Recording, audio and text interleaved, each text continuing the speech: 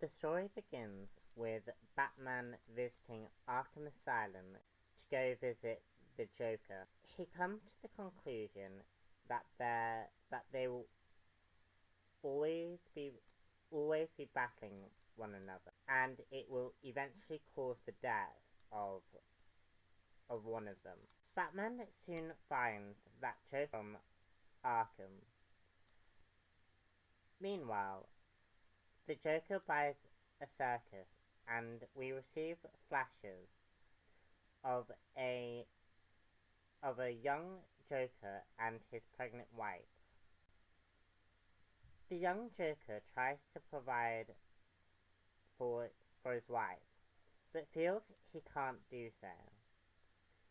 But back in the present, Jim Gordon is scrapbooking with his daughter, Barbara, until the Joker arrives, who shoots Barbara in the spine. He then proceeds to take naked pictures of her as she lies bleeding onto the floor. In a flashback, we learn how Joker meets the Red Hood gang, who want him to help break into a chemical plant. In the present, Batman tries to locate Jim Gordon, who has been kidnapped by the Joker. Elsewhere, the Joker proceeds to show Gordon the pictures of his daughter as she lies bleeding, in order to turn him insane. Back in the past, young Joker's wife dies, and he is forced to help the Red Hood gang, who put on a helmet so Joker can be framed for being their leader. The police shoot at them until Batman shows up. Batman gives chase, which causes the young Joker to fall into the chemicals that eventually turn him into the Joker he is today. In the present, Batman finds the Joker and saves Jim, who tells him to get the Joker. Who will win this epic showdown between Batman and the Joker? Killing Joke was a very interesting comic, and however, I was expecting a lot more from this comic. I heard it's very, very good, and it has been used quite a lot, particularly in the New 52 and Arkham Origins. Killing Joke is supposed to be one of the definitive Joker stories. It's also supposed to be like his origin story. Here's my problem with this comic book. I am one of those people who doesn't actually think the Joker should have an origin story. Because I think when you give the Joker an origin story, you weaken his character. As soon as you attempt to humanize the Joker, you take away the elements of his character which make him great. Which is kind of what this comic book does to Joker. Alan Moore is a good writer. I really haven't read very much of his work.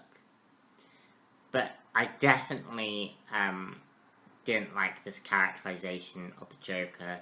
He was too human, and I didn't feel the psychoticness of the character.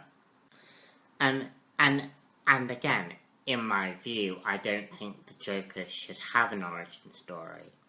I think what we saw in Dark Knight, where the Joker makes up an origin story for every person he comes into contact with should be like that aspect of the character. You know, and sort of changing his origin as and when it suits him. This comic is probably more famous for the Joker actually crippling Barbara Gordon. I actually really liked that bit. It was very subtle, but very twisted. This is a twisted book. You have, like, Joker sitting on a pile of dead babies, and you have these psychotic circus people. It is definitely a psychotic book. However, I wish we had got more characterization of Barbara Gordon. I wish we had seen more of her. They do something very interesting with the artwork in the beginning, in the past scenes. It's sort of like black and white, but there are certain colours which stand out, particularly the red parts. And I particularly liked when the stuff with the Red Hood and Joker's green hair, for example. I really liked that they actually showed these parts standing out. The red sort of is, I think, is trying to show the chaoticness of the Joker's mind. Like, when he's in the Red Hood, that chaoticness drives him mad. And I also like how the artwork at the end of each panel sort of fades into the next panel really, really well, and I really liked that. I also like the fact that the Joker's view on life differs from Batman. Like in the Joker's world, and this is really the main theme of the book, in Joker's world, one day one bad day can break your whole world. Whereas in Batman's personal view, you know, a tragic event can actually reshape your entire life. And according to this comic, the Joker never overcame his adversity, whereas Batman did. Batman worked to save his city, whilst Joker fell. Can I recommend this comic? No, not really. I mean, it's definitely not one of my favourites. The Killing Joke is the definitive Joker story. Or one of them. But no, I can't recommend this story, really. And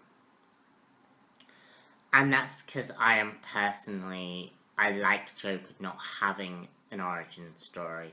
I don't think he needs an origin story, particularly. Like, he's a mad clown. Let's just leave it at that. I think I would give this comic about a 2 out of 5.